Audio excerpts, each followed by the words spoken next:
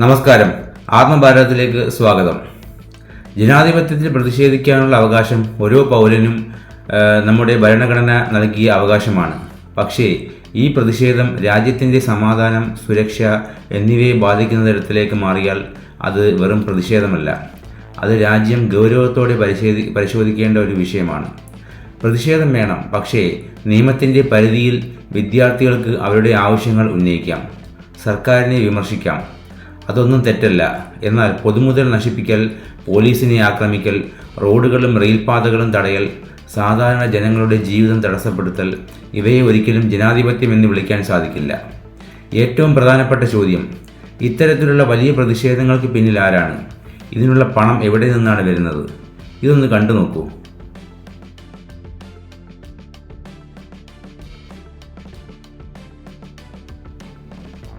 ഇത്ര വലിയ സംവിധാനങ്ങൾ എങ്ങനെ പ്രവർത്തിക്കുന്നു? ആരാണ് ഇതിനെ ഏകോപിപ്പിക്കുന്നത്? ഈ ചോദ്യങ്ങൾ ചോദിക്കുന്നത് ജനാധിപത്യ വിരുദ്ധമല്ല, ഒരു ഉത്തരവാദിത്തമുള്ള പൗരൻ്റെ കടമയാണ്. അന്വേഷണം വേണം.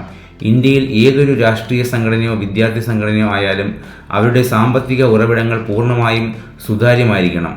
വിദേശത്തു നിന്ന് നിയമവിരുദ്ധമായി പണം വരുന്നുണ്ടെങ്കിൽ അത് കണ്ടെത്തേണ്ടത് അന്വേഷണ ഏജൻസികളുടെ ഉത്തരവാദിത്തമാണ്. ED, CBI, NIA ആവശ്യമായിടത്ത് നിയമപ്രകാരം അന്വേഷണം നടത്തണം. ആരും നിയമത്തിന് മുകളിലല്ല. രാഷ്ട്രീയം വേറെ, രാജ്യം വേറെ. നമുക്ക് BJPയെ പിന്തുണയ്ക്കാം, കോൺഗ്രസിനെ പിന്തുണയ്ക്കാം, ഇടതുപക്ഷത്തെ പിന്തുണയ്ക്കാം. അത് ഓരോരുത്തരുടെയും ജനാധിപത്യ അവകാശമാണ്. പക്ഷേ ഇന്ത്യയുടെ സുരക്ഷ, ഇന്ത്യയുടെ ഐക്യം, ഇന്ത്യയുടെ ഭരണഘടന ഇവ രാഷ്ട്രീയത്തിന് മുകളിലാണ്. രാജ്യം ആദ്യം, രാഷ്ട്രീയം പിന്നീടാണ്. യുവാക്കൾ ശ്രദ്ധിക്കണം. സോഷ്യൽ മീഡിയയിൽ വരുന്ന ഓരോ സന്ദേശവും വിശ്വസിക്കരുത്. ഒരു പോസ്റ്റ്, ഒരു വീഡിയോ, ഒരു വൈറൽ ചിത്രം, ഇവയുടെ സത്യാവസ്ഥ പരിശോധിക്കണം. വികാരത്തിന് പകരം വസ്തുതകൾ നോക്കണം.